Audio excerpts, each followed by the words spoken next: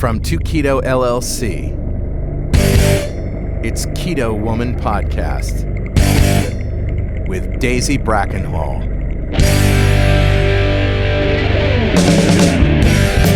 Hello Keto lovelies, I'm Daisy Brackenhall and I've spent most of my life struggling with my weight and confidence and have always had a difficult relationship with food. Even when I finally got to my target weight after weight loss surgery and eating low carb, I couldn't maintain it and I was miserable. Keto has given me the freedom to fall in love with food again without the constant gain, loss, guilt, virtue cycle of before. Health and happiness is where it's at now, running on fat. Welcome to the Keto Woman Podcast. Each week I'll be chatting to inspirational women, maybe even the odd man, to discover the secrets to their success so that I can share them with you. So what is keto? Keto is a way of eating that enables you to switch your body's main fuel source from sugar to fat. Who doesn't want to be a fat burner, right? But how do we achieve this? A great place to start is by keeping carbs to 20 grams or less per day. So things like leafy greens and above ground vegetables, plus some nuts and seeds, and the incidental carbs you find in things like dairy. Moderate protein scale to your lean body mass, and then fat to satiety. Once you're in the swing of things, you can tweak it to suit you, make your own personalised keto. I'll be asking my guests each week what their keto looks like to show you just how flexible and fabulous this way of eating can be. I'm not a doctor, and most of my guests won't be either, so we can't give you medical advice. It's always best to work with your own doctor because they know you and your medical history and so have access to the bigger picture.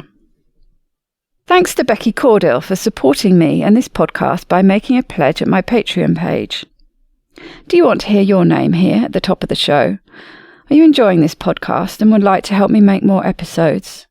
Then head to my Patreon page at patreon.com/KetoWoman or hit the support button on the Keto Woman Podcast website.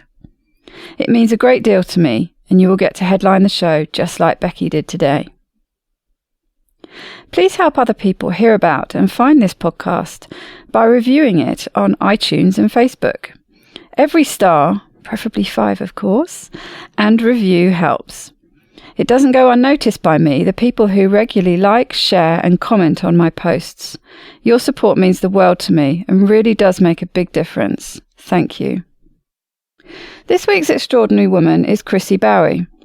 Chrissie is a 51-year-old triathlete successfully competing within her age group and specialising in the longer course events. She's a high school teacher as well as teaching Taekwondo and also trains in Hapkido and Kumdo. She has 2 beautiful grown-up daughters. She loves to grow and ferment her own food as well as foraging and discovering new foods. Since removing most of the carbs from her diet, Chrissie has enjoyed success in numerous endurance events and has found that post-race and training recovery have improved dramatically. The highlight for her, so far, was qualifying for and then participating in the World Ironman Championship in Kona, Hawaii, 2016. She constantly seeks to improve her performance and find ways to tweak her nutrition strategy for training and racing. Her goal is to maximise her health potential in order to prolong physical and mental longevity. Chrissie realised after recording the podcast that she got one of her races muddled up.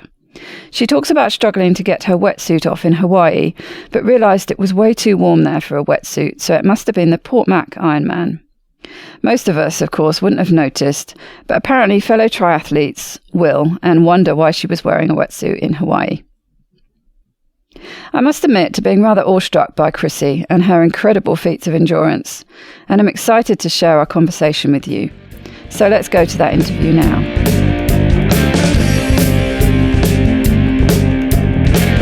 Welcome, Chrissie, to the Keto Woman Podcast. How are you doing today? I'm fantastic, thanks.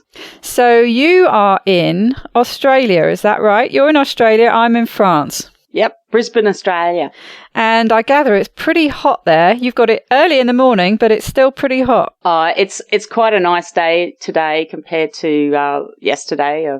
I came off the track yesterday and it was 40.2 degrees. And I thought, oh, that's hot enough.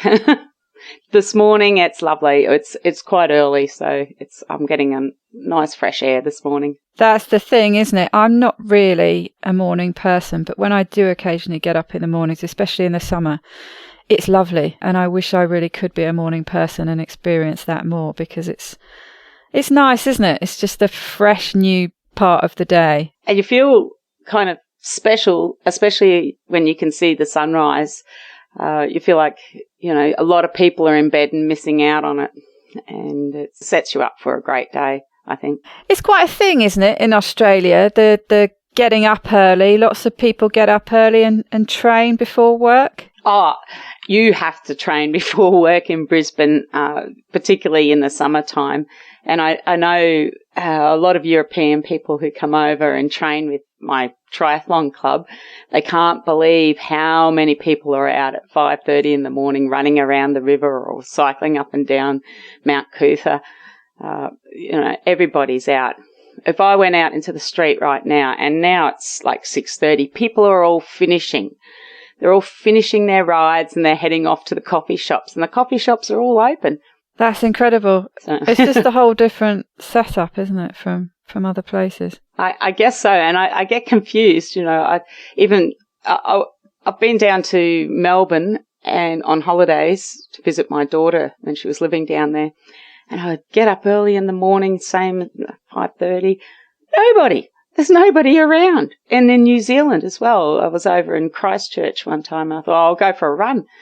So I get up early and I'm running around, and there's not a soul until about 8:30.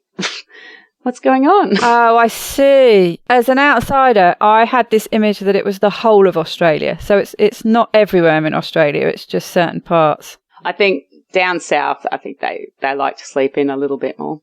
Right. That sounds more like my cup of tea. Anyway, we digress, talking about weather and early mornings. So why don't you tell us a bit about yourself? Well, I've always enjoyed playing sport or being active, and I always sort of ran, and I got into triathlon. I did some swimming. My daughter said to me one day when she was quite young, we should go to the pool. Let's go to the pool. So I thought, well, actually, I'm just running all the time, so doing a bit of swimming will be good to break up the running. And so I did that, and I wasn't a great swimmer, but eventually I've taught myself to swim longer and longer and longer, listening to different people speak about, techniques and things like that. So my swimming improved. And then I eventually got a bike, and some friends were riding bikes, and I enjoyed riding the bikes, so I thought I'll put them together and I'll start triathlon. And then I competed in a few triathlons, and I did pretty much what everyone does. You carbo load before you do a race, and they actually, in your race kit or the bag that they give you, comes gels and power bars and things like that for you to fuel during the race. And I thought this seemed to work fine for like the standard distance races, but I realized that my strength is more in endurance, and if you're doing a longer race, so a standard race would take me about 2.5 hours, but a longer distance race would be up over 5 hours. You can't be just sucking down sugar, which is just staying in your stomach and absorbing all the water into your stomach so that you want to vomit all the time. I needed a better strategy to fuel my races, and that's got me started into the idea of low carb and and doing a ketogenic diet, basically trying to improve my performance in endurance races. Yeah. Right. So how long ago did you start getting into triathlons? I did my first triathlon, I think, in 2013 at Mooloolaba up the Sunshine Coast.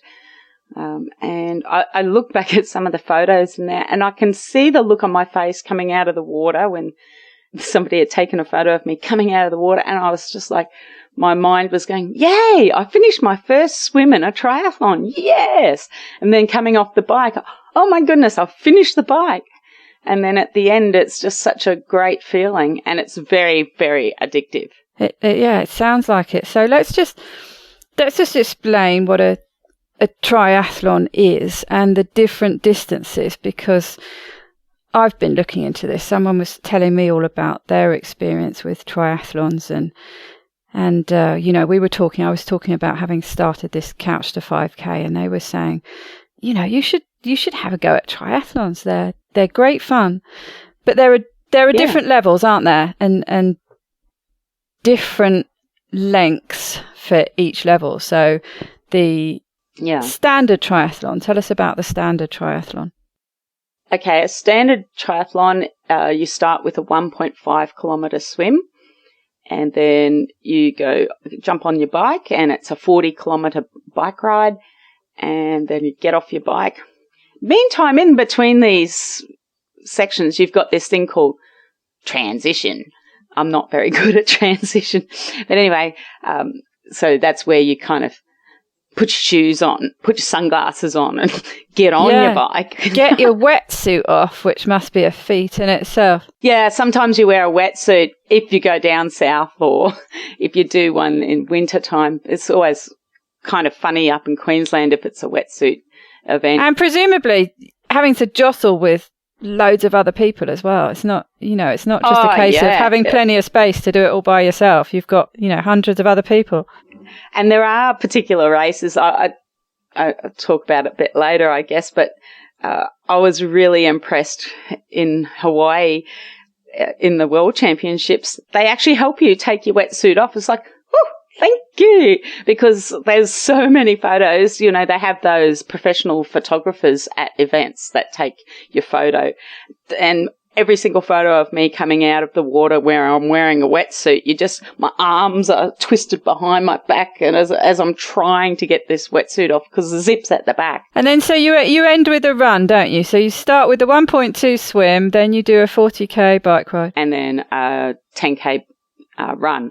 I kind of find that quite hectic, but there are shorter ones. There's sprint distance. Yeah, I was going to say that's the one I was looking at. I don't think I could even manage a standard one. I can't imagine doing the sprint distance. I've never done any of those sprint distance ones because I feel like by the time I get warmed up, the race will be over. Yeah, I can appreciate that for an athlete like yourself. And it really is a sprint for me when I can't imagine yet being able to do 5K. I haven't got that far in the program yet, but that seems like long distance endurance to me. So I think it's mostly the mind, it's not so much that your human body can do it. You can do it. You just got to teach your mind that you can do that. And until you can imagine it, then it does seem amazing. But that 5K, I reckon most people who start try to go too hard. It doesn't matter whether you're swimming, cycling, or running, or anything. You've got to pace yourself. And I think it's a good idea to get a heart rate monitor and just go at a pace that's appropriate for your fitness level, and have patience, because over time you'll be going faster at that same heart rate. Yeah, that's exactly what I've noticed. I've got a monitor, one of these things that shows you where you've been, and it gives you all your stats, like your pace and this, that, and the other, and your heart rate. And I've noticed that my heart rate has come down, doing pretty well the same thing, actually getting harder week on week. Oh, that's great. But I found it easier, so that it just shows it's that whole repetitive thing. And that's the whole point with the Couch to 5K. They take you through it very slowly. And can I just suggest that you keep it consistent? Just be consistent. On a day, you'll have a day. Don't make excuses for yourself. That's the problem. People make excuses. So I like to just have a schedule and stick to that schedule. For me, today is lucky. It's my rest day, but I'm not, if like on the weekend, the opportunity is there for me to do extra training. And if I go, I can make excuses. I can go, oh, I'm feeling a bit off. It's a bit hot or whatever. You can do all of that and justify it in your mind, or you can just go, this is what I'm doing. I'm going to do it. And you have to think about that person at the end that you're going to be at the end of the training session, how that sense of satisfaction and achievement. So, yeah, be consistent. Even if you go out and it's crappy and your foot's sore and it's really hot, at the end, you went through all of that, you're happy. It's satisfying. So, yeah, don't make excuses and just sometimes you just got to go, oh, well, I'm going to be really slow today, and be slow. It's very true, actually. I've often thought that when I'm sitting there and it's about the time and I'm thinking, right, I'm going to have to go now because it's going to get dark. It's the middle of winter here, so it gets dark quite early. And I don't want to be running on the roads around me in the dark because I'm in the middle of the woods, in the middle of nowhere, and would stand a good chance of getting run over, basically. So it's good to go while it's light, and it's getting to that time, and it's cold and it's a bit drizzly, and I'm thinking, oh no, I don't really want to do this, but it's like, no, you're going to do it. It's half an hour. That's all it is, and you're going to feel great when you come back.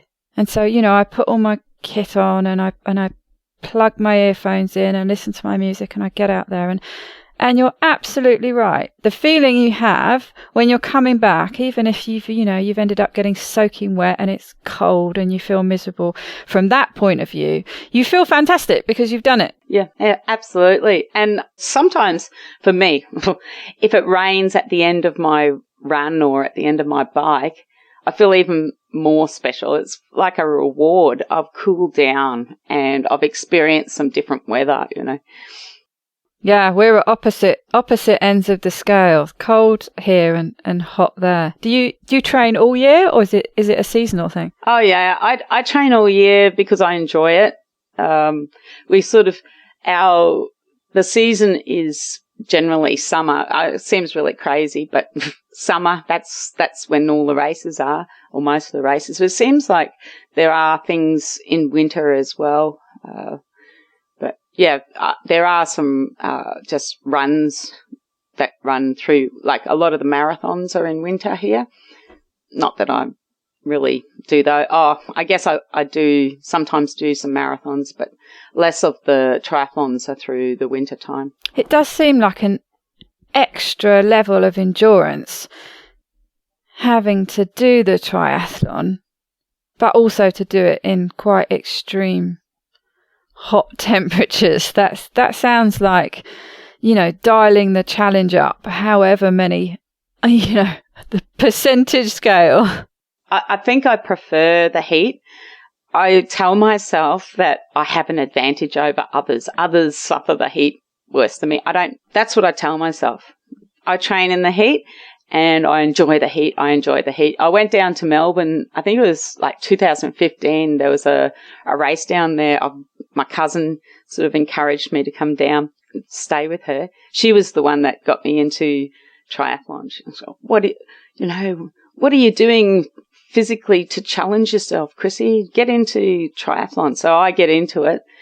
And then I end up being addicted to it worse than her. Anyway, I went down to Melbourne, and it's February. Now, up here in February, it's the hottest month of the year. It's, typically mid-30s.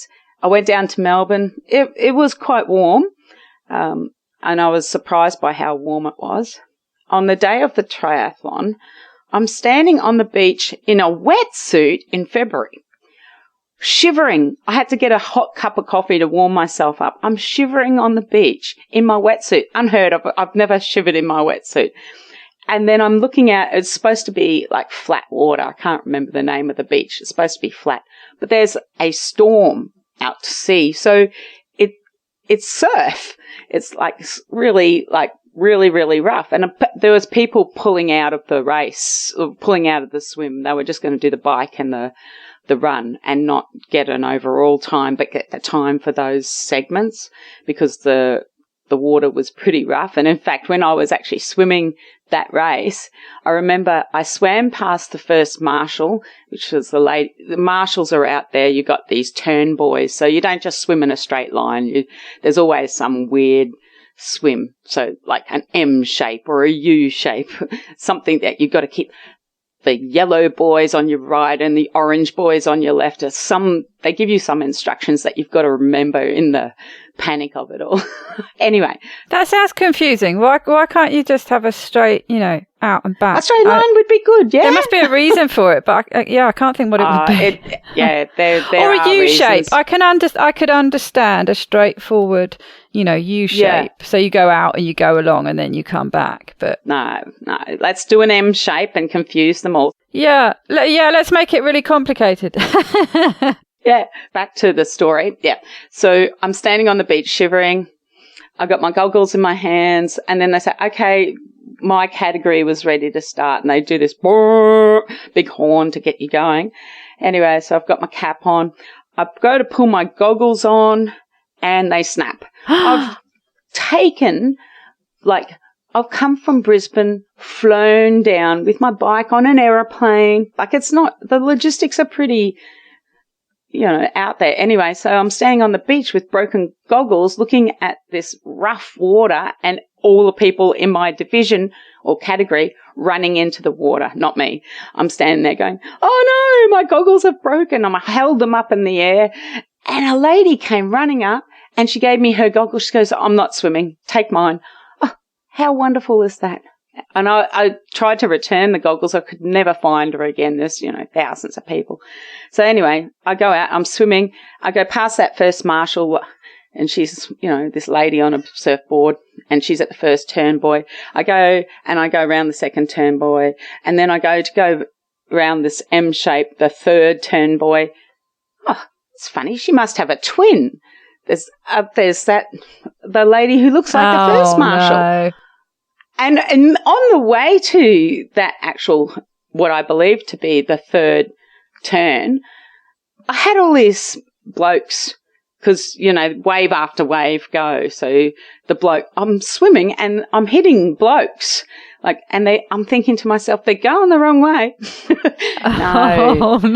No. Chrissie, you're the idiot going the wrong way. So anyway, it was quite funny. And I remember that I had the worst cramps in my calves as I was coming in out of the water finally. I had to just ball myself up, because every time I tried to put my foot down on the ground, my calves would cramp so badly. I didn't move my legs enough, I don't think. So you had an extra long swim then? A little bit longer swim. By now it's pouring down rain. It's still quite dark down there in Melbourne.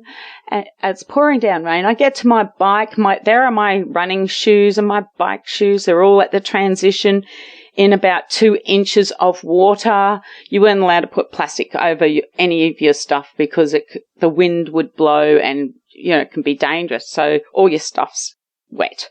Oh, no. So you've got to put on wet stuff at the transition. Oh, no. Yeah. And, it's February. I had not expected that it would be cold. It was freezing. I get on the bike, finally, after getting my wetsuit off, overcoming the cramps in my calves as I do it, I get on the bike and I think I can't feel my fingers, I can't feel my arms, can't feel my legs. I look at the other competitors from Melbourne and they've got their little jackets on and things like that. I thought, who would have thought to put a jacket in February? It's pouring down rain. I'm freezing cold. The whole bike. I remember I actually cried.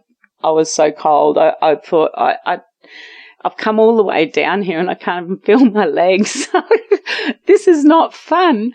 Anyway, eventually I just thought, well, it's pouring down rain. Let's just concentrate on staying on the bike and not having a crash. Because there was 180 turns and I thought, it's so wet. The conditions are so hard. Don't come off the bike. Concentrate. And I wonder whether being so cold actually improved my performance, because I couldn't tell if my legs were sore because I couldn't feel them. Anyway, when I finally got off the bike, oh, thank goodness that's over. I started running in my wet shoes. The sun came out and it was steamy and it was really, really, really hot. And that's pretty typical of Melbourne. I think, it's freezing cold and hot and windy and everything in that one day. How lucky. At the end, I felt so fantastic. Yeah, everyone was literally steaming, I should imagine, when they were finishing the race. Yes. And, that was the last race I did that I took gels. The carbohydrate concentrate that are in gels. And I remember they were giving out gels at every water station. They always do. And I took them every single time. I put them down my shirt and kept running. Every chance I was sucking them down, thinking, I need this energy. It's going to make me faster. And at the end, I just remember how sore my guts were. I felt I need to get over that line. I needed to find a toilet. Yeah, that sounds a bit grim. But tell us more about the kind of triathlons you do, because you don't do a standard triathlon, do you? Oh, well, that one, I like to do the longer course ones. So I guess most of the triathlons that I do are they're about twice as long as the standard. So I've got a couple of races coming up. I've got one on the 4th of Feb out at Gundawindi, and that one's a 2-kilometre swim, and it's in the McIntyre River. So you swim against the current and for 1 kilometre, and then you swim back with the current for another kilometre. Then we're on our bike for 80 kilometres out at Gundawindi, which is, it's dead snakes and horses along this country road, which is used generally by, big trucks. So it's the road. The road's not too bad, but yeah, you have to keep your eyes up, and because if you hit a pothole or hit something, it can be quite dangerous. So that's an 80k bike ride, and then it's the run's a 20k run. And then the other distance that I do is what's called a half Ironman. The half Ironman's a 1.9k swim, 90k bike ride, and a 21k run. And then the main event that I like to train for is Ironman. So the Ironman, I love the Ironman. The Ironman's a 3.8 kilometre swim, and then a 180k bike, and then a 42k run. So it's a marathon at the end of. I was going to say, yes, I can't remember how that translates in all of them. I think it's something like 112-mile bike ride, and then the marathon, of course, is 26 miles, isn't it? Yes, yeah. I don't really think in miles. No, yeah. I don't much anymore. I'm just trying to sort of translate it for those. That's why they call the half Ironman a 70.3, because it's 70.3 miles altogether. Right. So double that, and that's the Ironman. That is a massive feat of endurance. Roughly how long does that take to do overall? Well, my best time was under 11.5 hours in Port Macquarie in New South Wales, and that was my first Ironman. Got me really addicted, and then I did, and I qualified in that first race. I can remember thinking before the race, okay, I've done all this training. Well, it'd be really good if I hope I finish. I hope that I get through the whole thing, Just do each thing. Do the swim, just get through the swim. Think of the swim when you're doing the swim. Do the bike, enjoy the bike, but conserve, Chrissie. You've got that run at the end. And at the end, it was the most amazing feeling. And I did that race. I think it was about the day before or the day after my 50th birthday. And I sort of, how you feel a bit lucky around your birthday. So it was a really great gift to myself. And it was even better because that first race, I got second in my age category. And I thought, you do these races and they have what they call qualifying slots to go to the World Championships. And generally in the old ducks slot, there'll be one slot, one opportunity. So you've sort of got to win to get a slot to go to Hawaii. Anyway, so I went to the presentations and what's called roll down, where they offer up the slots. So if the person who won doesn't take the slot to go to Hawaii, then you can nominate to go. If you got second, they'll call you. That's why it's called roll down. Anyway, I had a look on they had tables and charts on the walls at the roll down ceremony, and it said there was a table there and it said 2 slots in my category. Oh my goodness, 2 slots. Oh my goodness. I went over and I thought there has to be a mistake because I saw it online. It said there was 1 slot. So I'll go and check with the admin people. And because there was extra entrants and they had cancelled another race somewhere, like in Malaysia or something, they made 2 slots in my category. And so I got to go to Hawaii. Awesome. So, the Hawaii took me over 12 hours. Hawaii was quite a bit different to Port Macquarie. Port Macquarie is not an easy race. It's what they call definitely an honest race. But when I got to Hawaii and I got off the plane, I was shocked. I thought, oh my goodness, because in the southern hemisphere, we're in the opposite climate, and I get off the plane in Hawaii, I'm near the equator, and it was so steamy. I thought, oh my goodness, better get out there and do a bit of training in this. So yeah, humidity can be really draining, can't it? I don't know how people train I guess they do. There are ways of doing it. A friend of mine had a photo, it was in a magazine of him in the bathroom at home with, the steam going on his training on his bike on a trainer to acclimatise for when you're travelling from the southern hemisphere to the northern hemisphere and adjusting to the different climatic conditions. Right. Yeah. Have someone, point a boiling kettle at you or something while you're training away. So which is your favourite and least favourite element of the triathlon? Because most people seem to think that the swimming is the hardest bit, the bit that they don't want to do the most. I used to think that. I'm pretty small and swimming, I do swim a lot, but I usually, every time I go to the pool, I tell myself, now you have to do some hard efforts in here, but I always tend to use the swimming as a way of recovering from running and cycling. Where I will always put something hard in a run, even if it's going to be an easy run, I'll do at least a couple of kilometres in there, where I'll get my heart rate, really push my heart rate. With swimming, it is hard in the training to psych yourself up to do some hard efforts. But before the swim, you just hope that it's all going well and don't think about that horrible time down in Melbourne. But while you're actually swimming, it's the most peaceful time of the race, I think,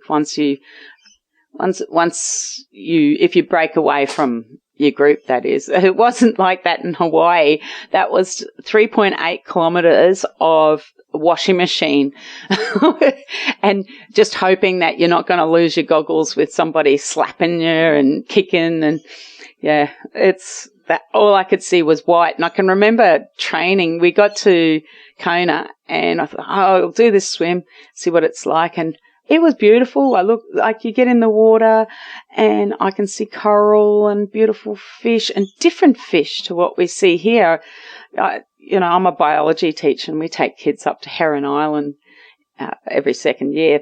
And we have really good coral here, but I was quite amazed in Kona how beautiful that was. But on the day of the race, didn't see anything. All I saw was, bubbles and white. and I just kept going. And it was lucky that I just kept with the group because there was so much splash. I could, when you practice, you look for signs that, like, points along the horizon that you're going to sight from.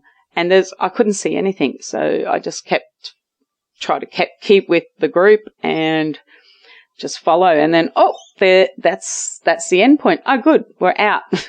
It seems to go so quickly. I guess for me, my worst part is transition, and especially if there's a wetsuit involved, I just can't seem to get it off quickly.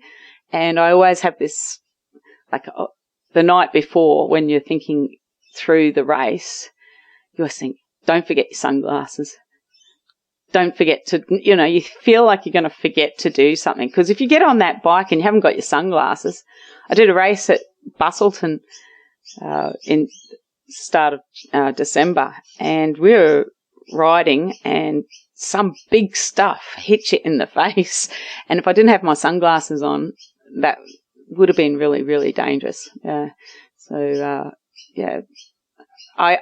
like when I'm on the bike, I guess also towards the end, I just want to get off. My bum gets very, very sore.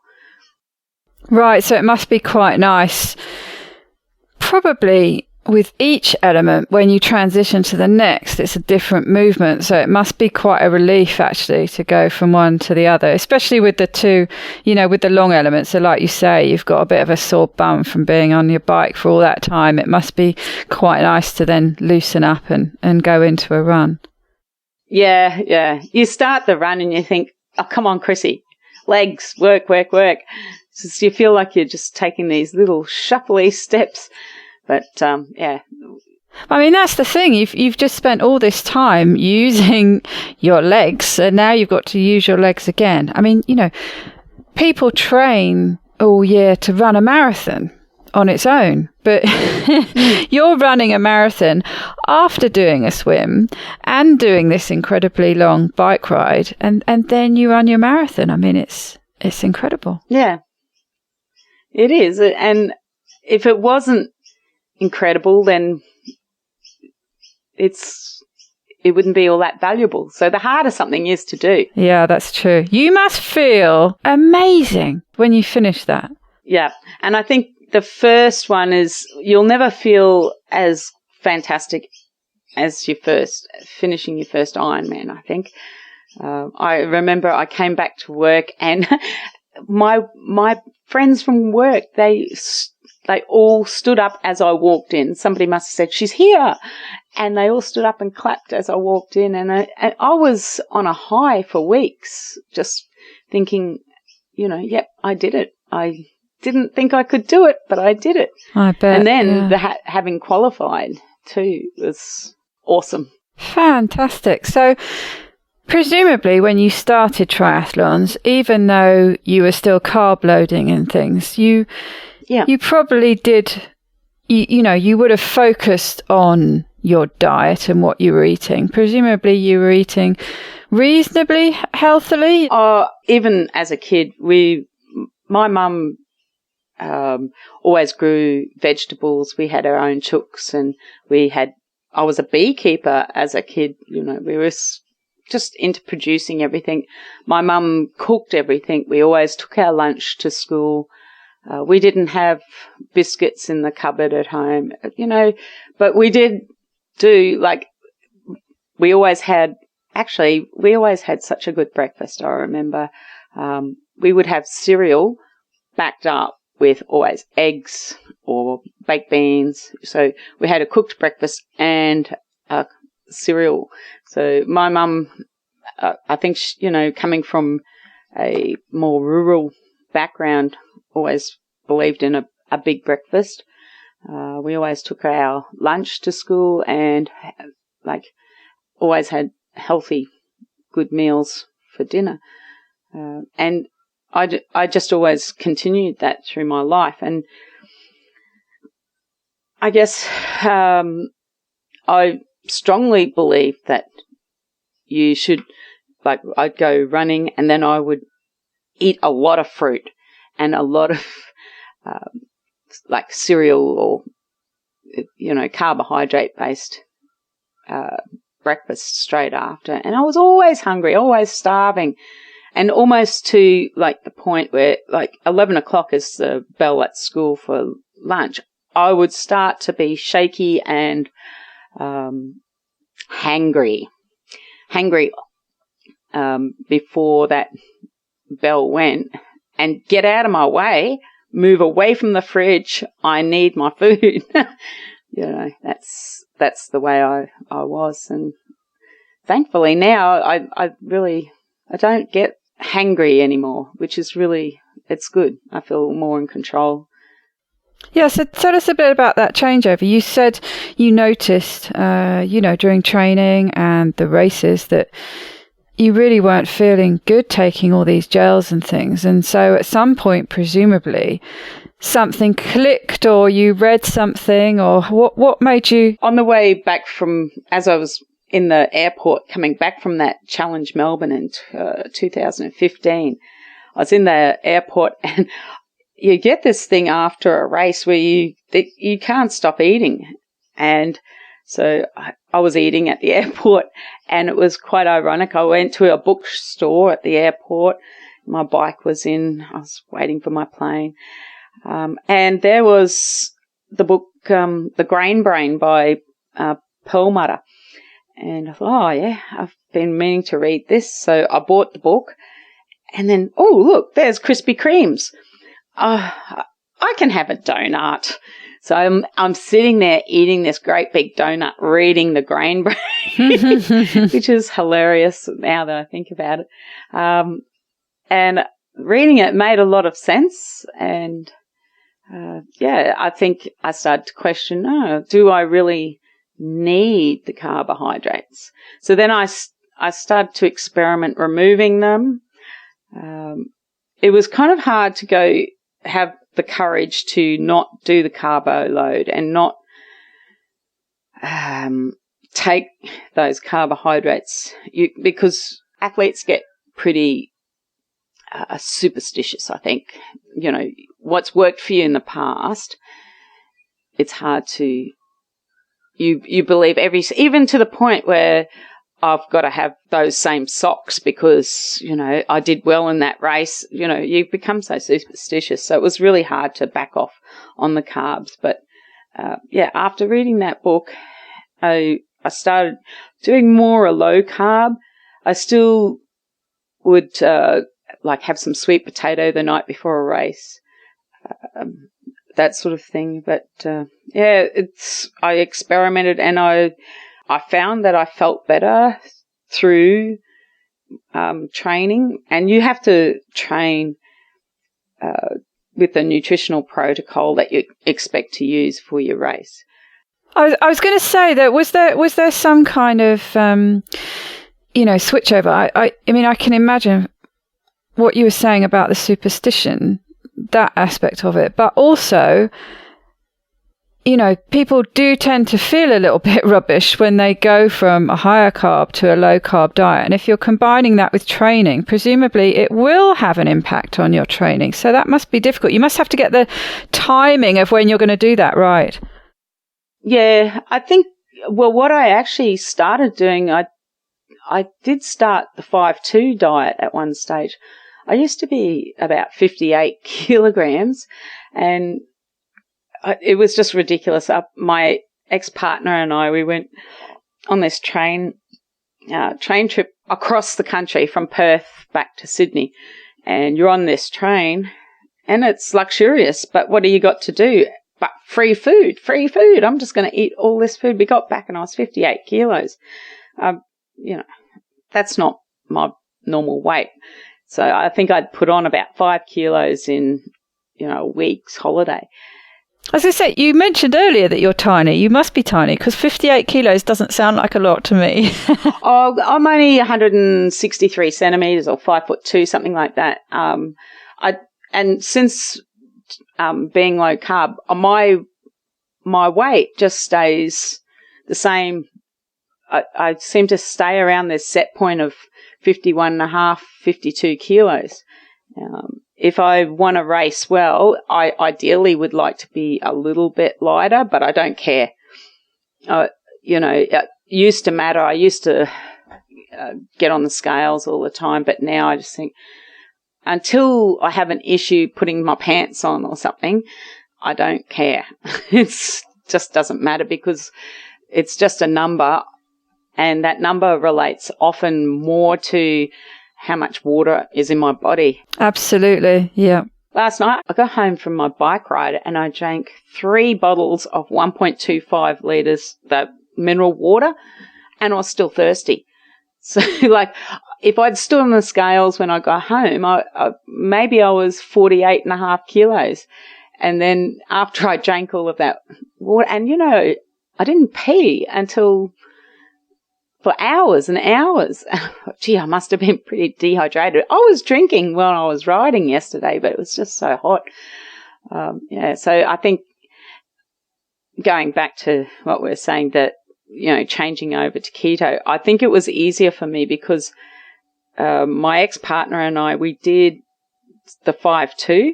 I couldn't sustain that. The 5-2 Mike Mosley. Yeah. We read that book with the it's all about intermittent fasting. So the 2 basically intermittent fasting days. Yeah, and so I think because I'd still train in those days, and I think that made me perhaps a little bit more metabolically flexible, I could say. But unfortunately, I couldn't continue with the 5-2. In a way I do now, but I can't go overnight without having a meal before I go to bed. Otherwise I just don't sleep.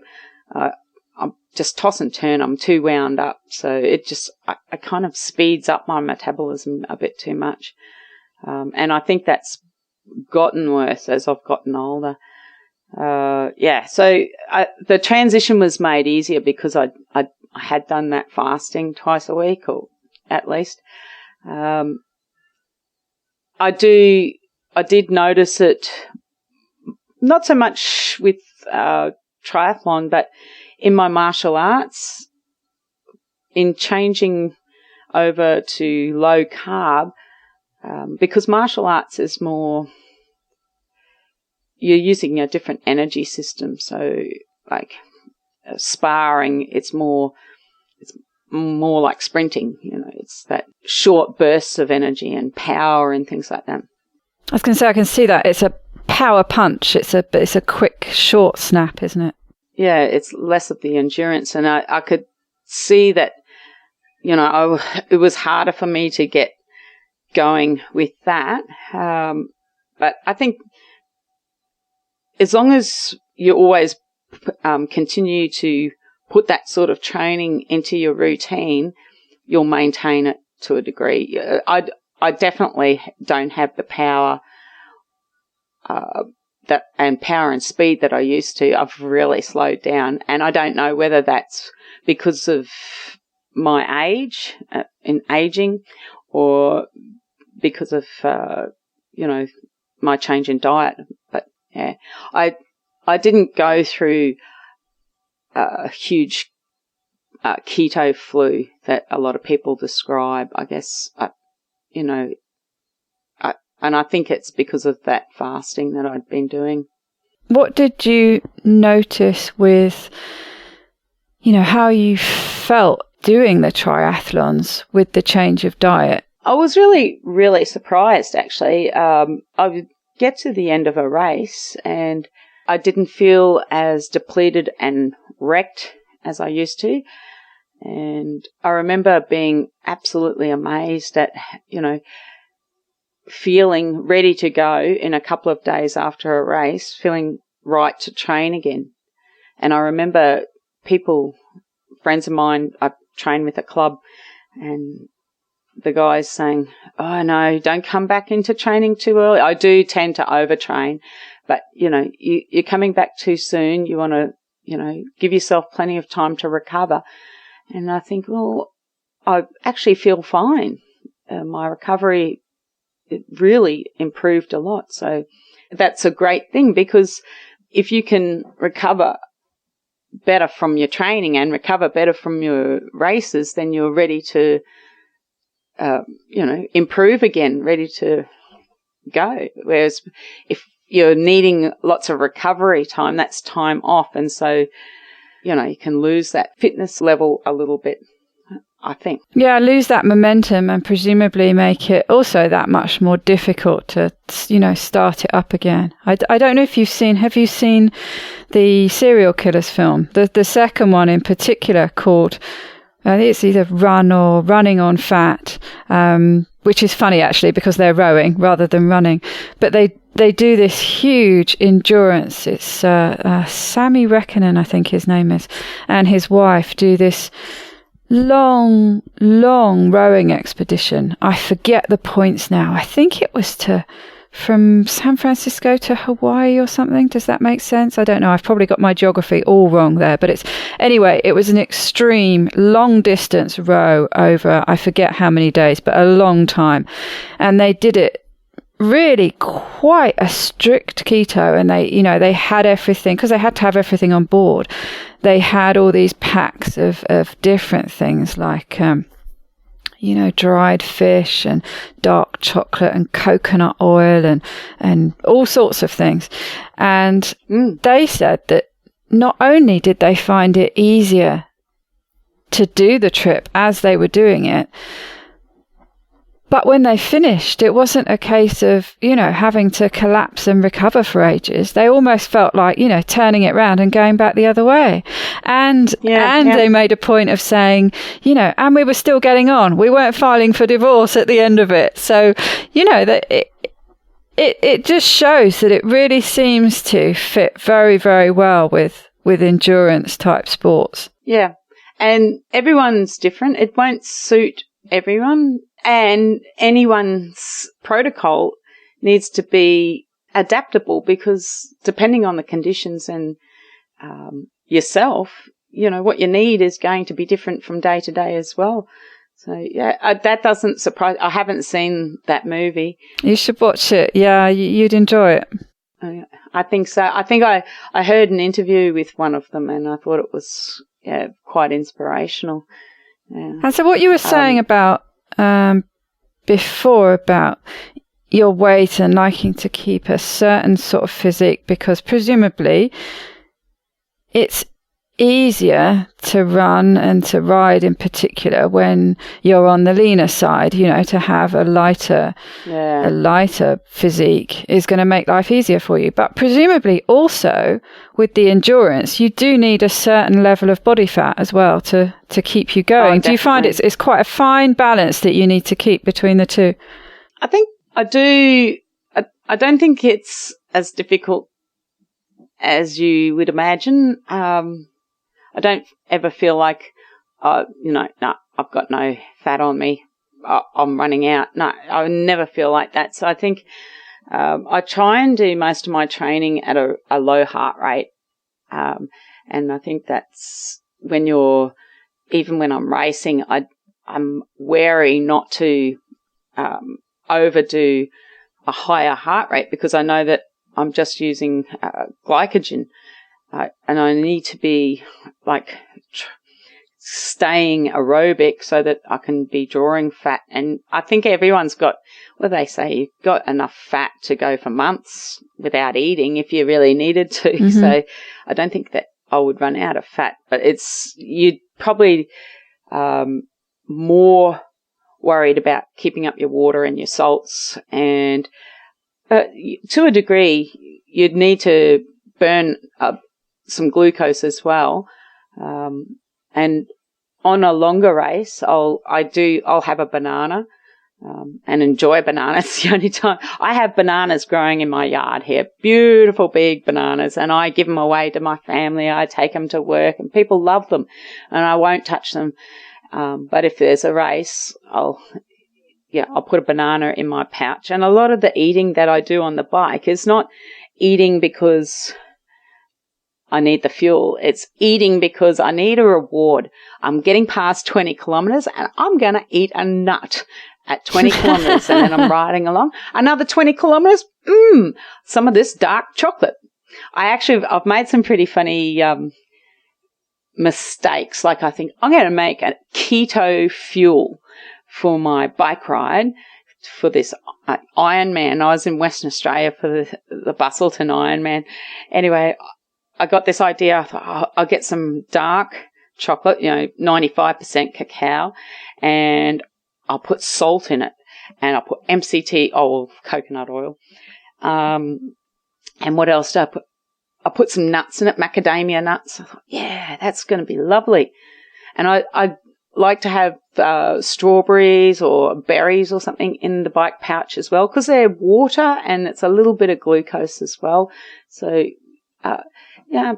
pop some strawberries in the pouch with my chocolate that I made. I very carefully cooked it up slowly. I poured it into alfoil that I've made a little mold with. I'd stayed at this house, a share house, with some other triathlon people, and they're doing the usual, packing their gels and packing all their carbs and doing their carbo loading. And I'm going, I'm going to make something too. Anyway, so I've made this and I put it in my pouch. And I had it in a little plastic snaplock bag, and the strawberries packed there, and I had a banana. I put the banana down my tri-suit down the front. Anyway, we're cycling out there, and it's 180 kilometres out into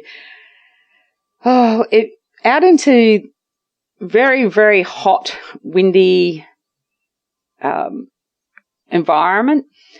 And I can think, oh, that's right, I've got this fuel. I can have something.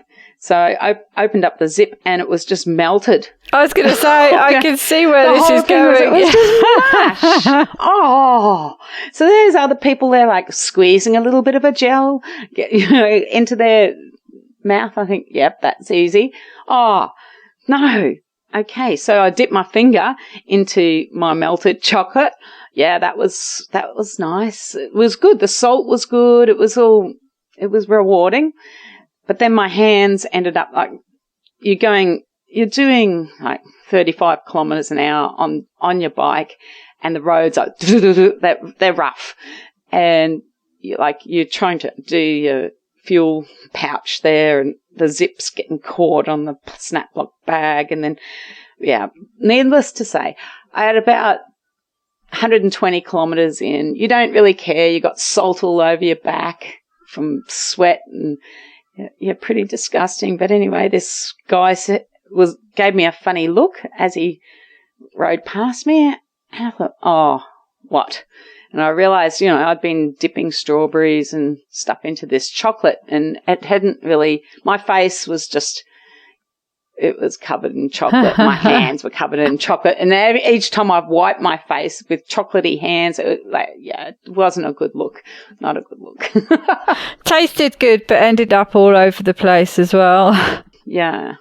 But that was hot. There was parts of that race that were 44 degrees and bushfires. Yeah, that kind of heat and chocolate end up with a mess. Yeah. Yeah. So what does your general day-to-day keto look like? Generally, I'd wake up and I have coffee, black coffee. I make a bit of, I've made this turmeric paste actually, and I put a bit of the turmeric paste in my coffee.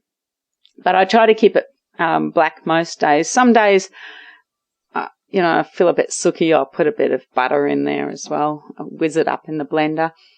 So coffee until 1 o'clock is coffee and water, or bubbly water. Sometimes I chew on a bit of rosemary, which is nice, but I like to fast until about 1 o'clock, or later if I'm not hungry, but usually 1 o'clock. I usually automatically get hungry, and I think, what's the time? Oh, 1:10. That's why my stomach's rumbling. And your training's in the morning as well, so you train fasted. I train in the morning. I have to train morning and afternoon. Generally, most weeks I do, I guess between 15 and 20 hours triathlon, and then up to about 6-7 hours martial arts a week. And I fit my work in between, but I've been on school holidays, so it's easier to do. Got a bit more time. I don't know how I'm going to fit it. Yeah, Just training morning. I'd either do a swim or a bike or a run, and then go to work. I always take my lunch.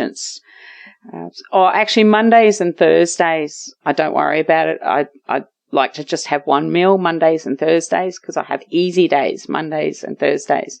So if I do today, I'm going to probably go to the pool later on this afternoon, and that's easy. And and when I come out of the pool, I'll eat my first meal of the day. And I'll be nice and hungry then because the pool swimming makes you a bit hungry. It does, doesn't it? I don't know why, but it does.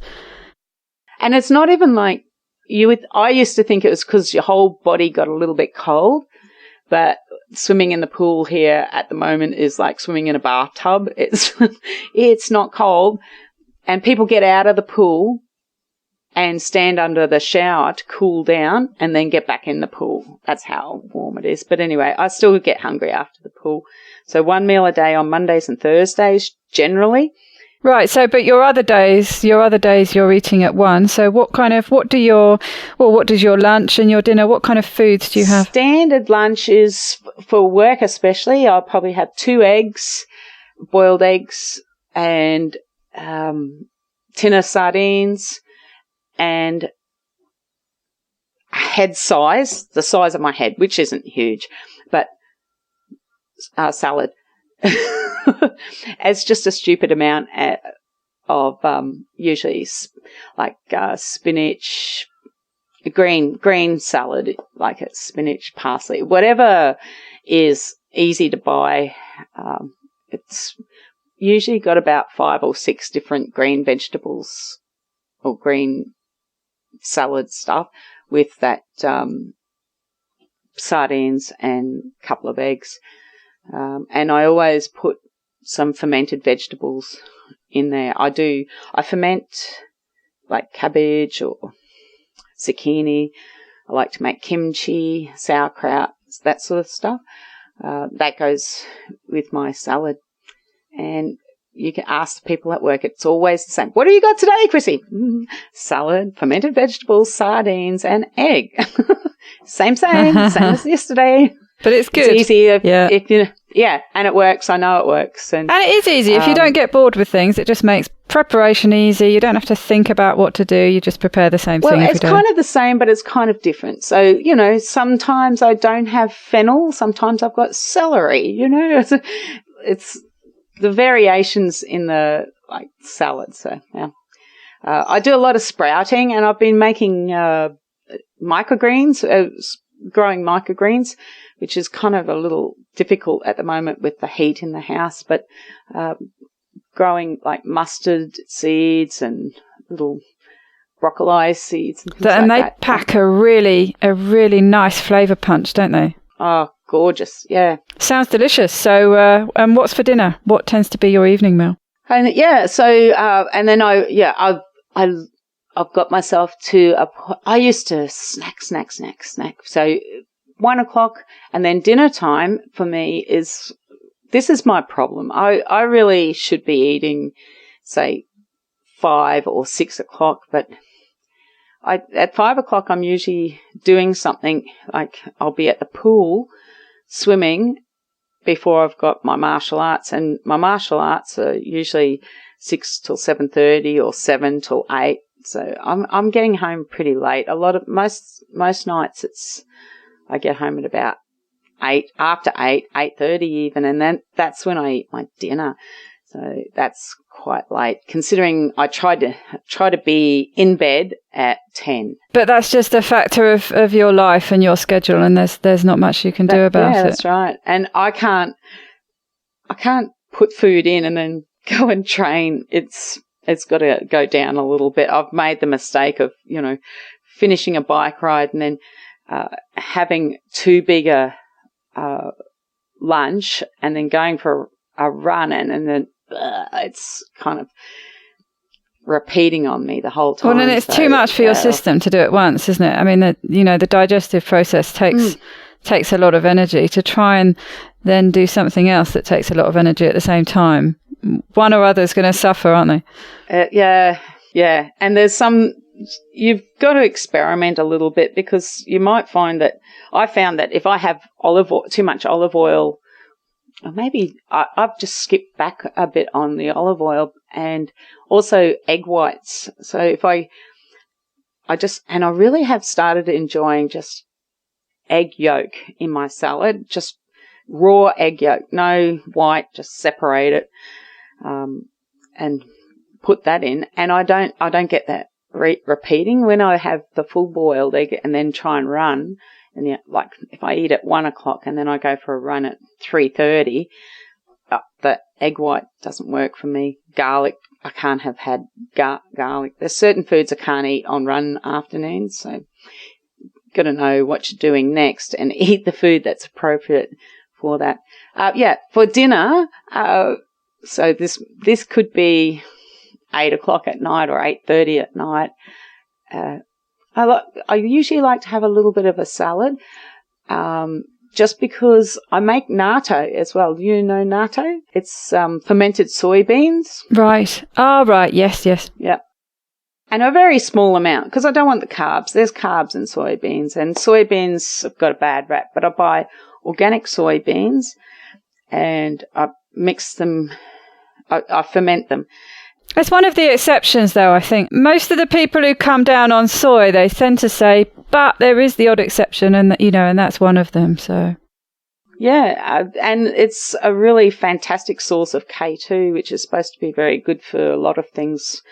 For me, I have like skin issues, and so I'm trying to look after my K2 levels. I don't know if I can test it or anything, but anyway, I've been making that for, I guess, about 6 months.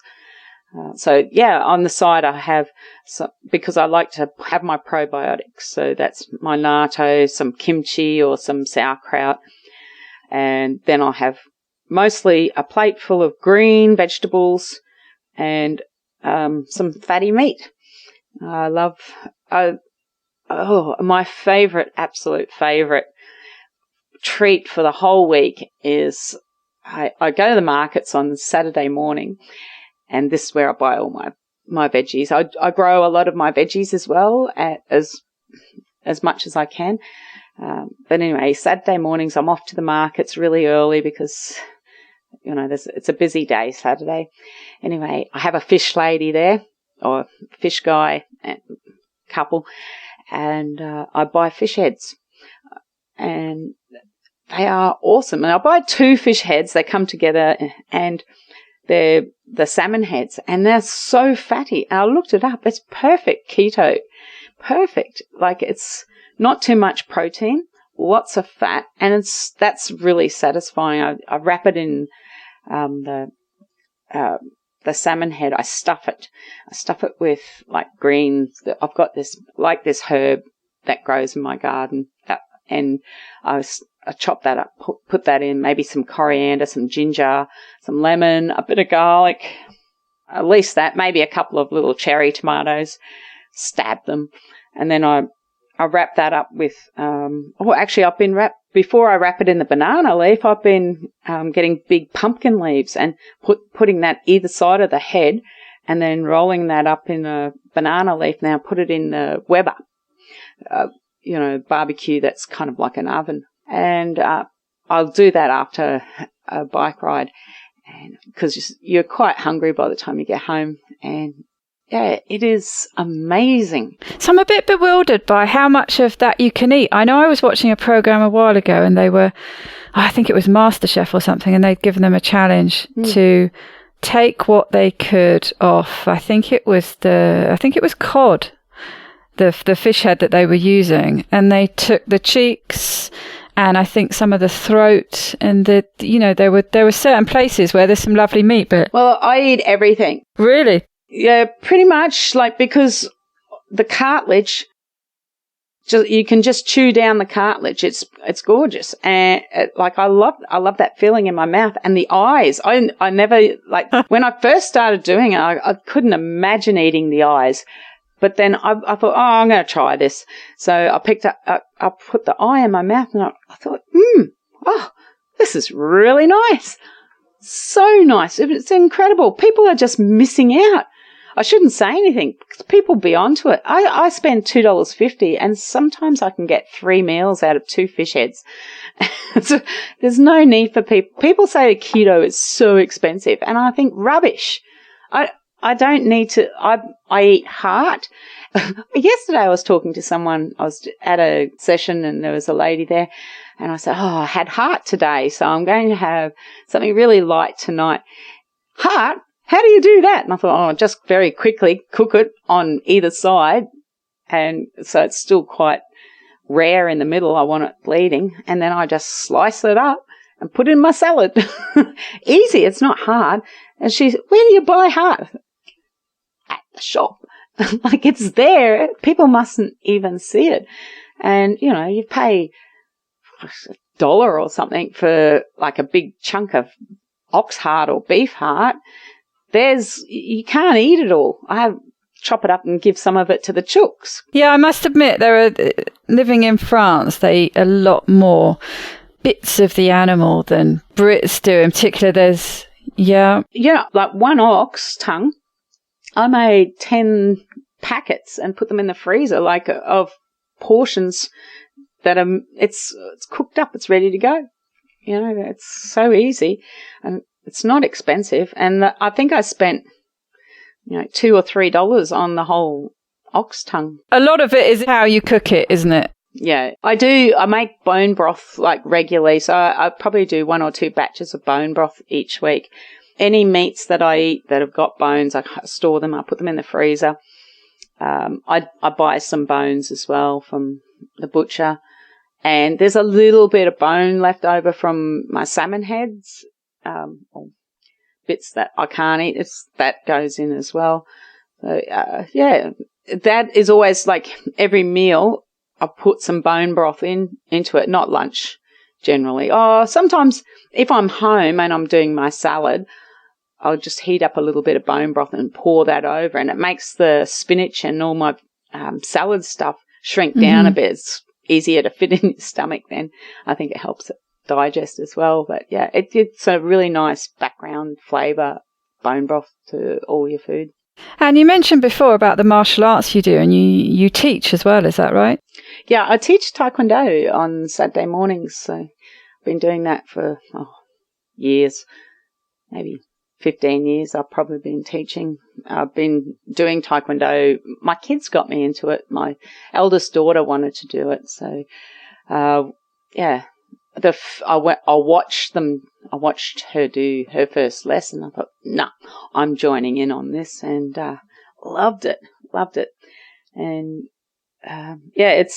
I have my Taekwondo family, I have my Keto family, my Kumdo family, and my triathlon family. These people that you train with. That's the best thing about these things that you do. You're part of the community, and I find teaching Taekwondo, it's such a rewarding thing to do. I am a school teacher, and that has some rewards. But when people come to your class to learn to do a martial art, you're pushing them to do something that they don't think that they can do, and then and you see them achieve things that they didn't expect to be able to achieve, and you being able to see that all the time it's very satisfying. Yeah, I get much more from it. Like, they don't realize how much they give to me. Right. Yes, I can see that. What kind of age groups? All age groups, or a particular kind? Yeah, we put them all in together. So my youngest usually would be 5 or 6. And yeah, I think one of Ian is probably 65. He just did his black belt. That is so inspirational. Big range of people. Yeah.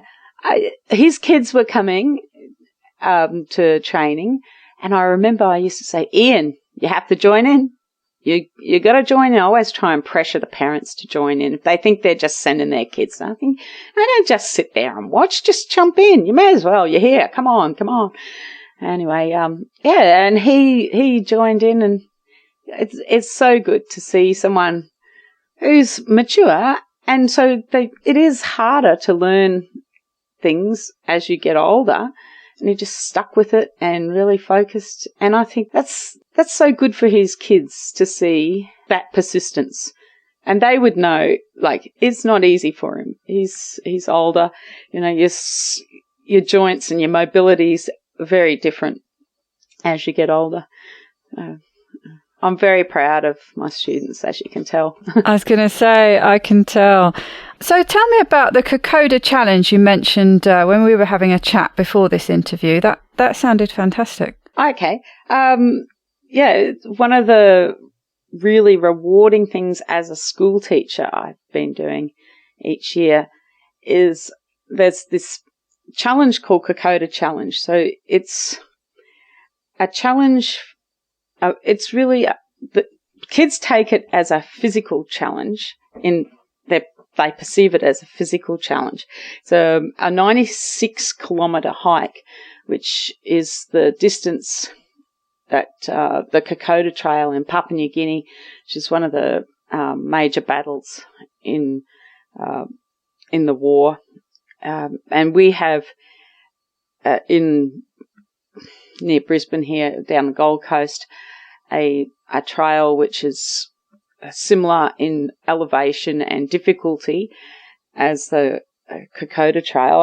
I've been to Papua New Guinea and done it there as well. But we take kids on this Keto challenge, and it's astounding, like what they can learn from just hiking, and it's so challenging, and the elevation and the heat and walking through the night takes us about 30 to 36 hours. I think 39 hours is the cutoff. And I have a couple of times been a little bit worried that we weren't actually going to finish by the cutoff time. But anyway, yeah, you're walking with these kids, and it can get a little bit ugly. You know, it's 1 o'clock in the morning and we're hiking up, there's a point called the Slippery Peg, and the slope that you're walking on is so muddy.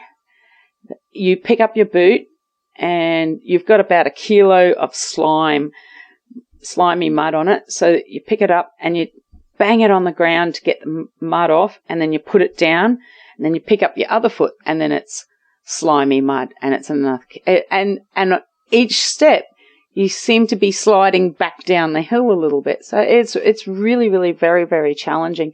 And the kids really find it very tough. And they train for it. And part of the training is like near the school, we've got a forest, and they do this training through the forest. And it hiking overnight and over that time and distance, they've not really, it doesn't mentally prepare you. So the thing that I think people don't realize is, you know, human beings can do so much, but what stops us is what we believe we can do. We can all run faster, you know, we just don't believe we can run faster. And until you kind of have that picture in your mind of yourself doing it and thinking of a way and imagining yourself doing it, then you can't do it.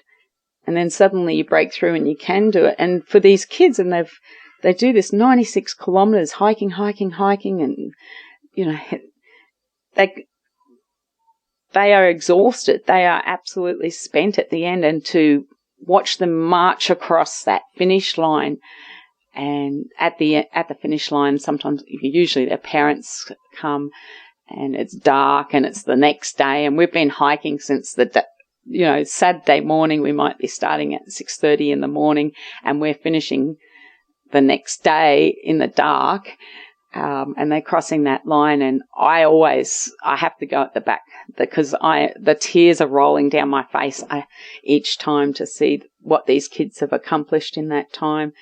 And that's one of those really, really rewarding things. That's incredible. So there's no stopping. I know when you first mentioned it, this 96K, I had visions of, you know, a sleepover halfway through or something. No sleeps. I think sometimes we sleep as we walk. We stop and eat so we try to keep the stops below less than half an hour, change socks, things like that. And it's freezing cold at night in some of the spots. You're at the top of, there's a place at Beachmont called Army Place, or I can't remember. Anyway, I can remember I needed to change all my clothes because I'd sweated and I was so salty and I had chafing, and I'm standing at the top of that hill, and you have a support crew and they drive to the different spots and they meet you and they've got the food that you've prepared on.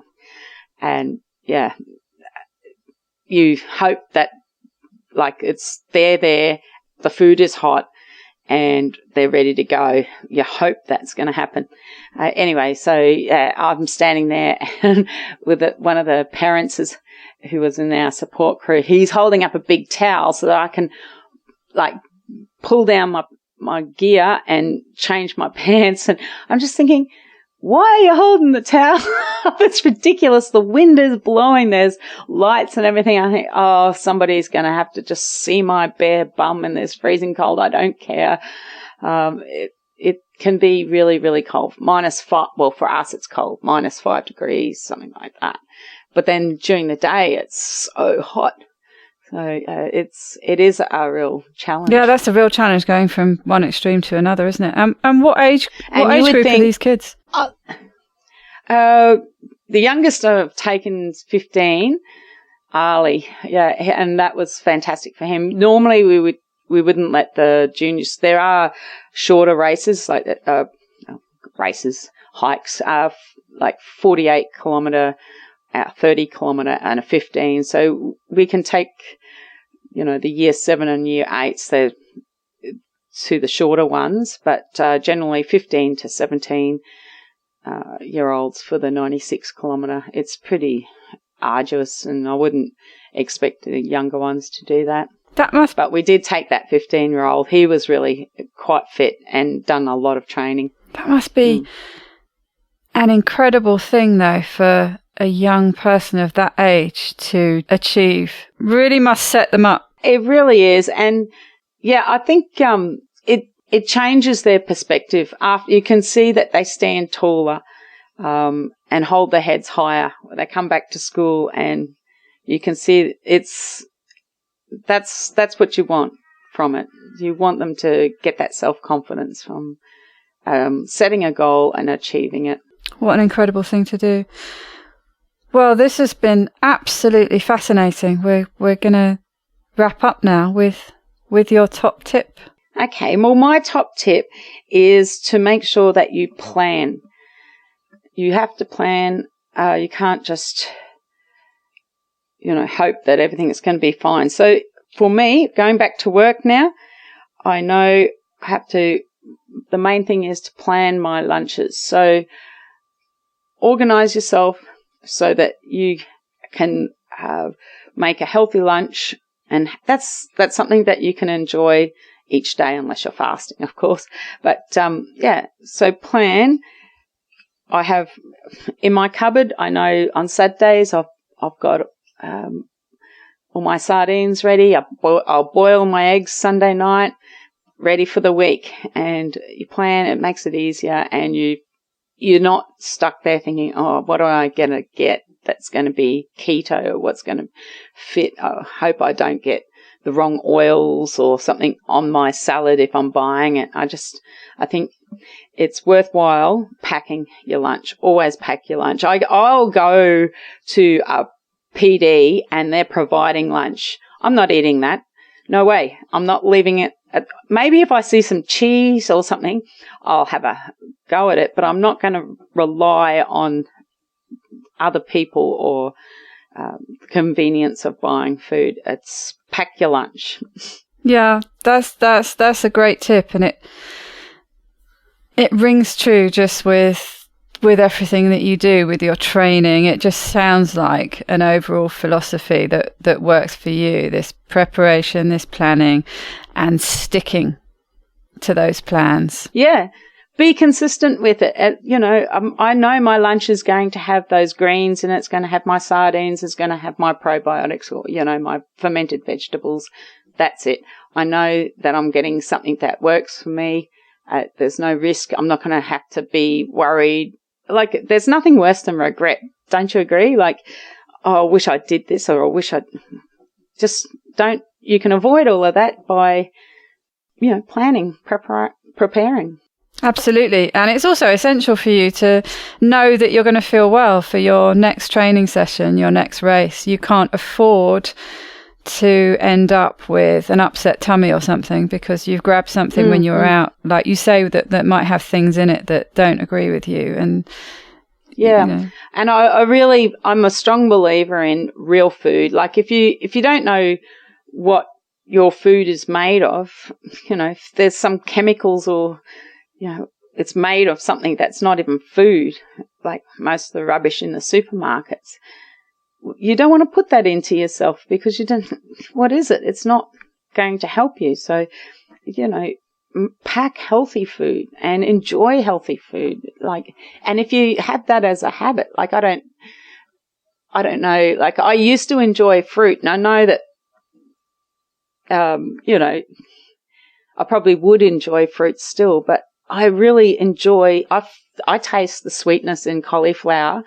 I taste the sweetness in so many things that I probably would never have realized had such amazing flavors. The flavors change when you change over to keto, don't you? Yeah, agree? For sure. Your sensitivity to, like you say, that natural sweetness is that in so many things, and becomes too sweet with some foods that actually, I don't want to eat those anymore. No, and you don't perceive them as food anymore. Like, a lot of rubbish that you see sitting on I wouldn't say rubbish, but the stuff that you see at the staff meetings, and, somebody's done baking and everything, and you think, oh, it's not really food. Laura. Not for me, no. And it's not going to be fuel for your next Ironman, or should I say Iron Woman? I think they need to. No, I think Ironman's fine.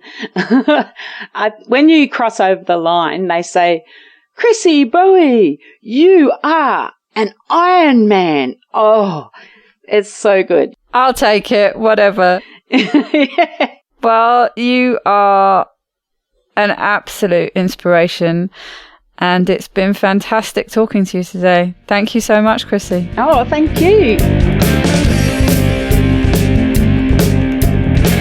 To get the resources and links from the show, please go to ketowomenpodcast.com. Are you my next extraordinary woman? Maybe you've got an idea for a show, a topic you want to hear about. Let me know how I can tickle your earbuds by dropping me a line at daisy@ketowomenpodcast.com. If you fancy joining me on this exciting adventure and want to help me create new episodes, please go to my Patreon page at patreon.com/KetoWomen, or simply hit the support button on the Keto Women website. It's thanks to the two keto dudes that I'm hosting this podcast, so please consider heading to their Patreon page at patreon.2keto.com and help them bring you more podcasts like this one. This week's quote is from Shalane Flanagan, a US Olympic marathoner. Don't be afraid to dream of achieving the impossible. Bye-bye, Keto lovelies.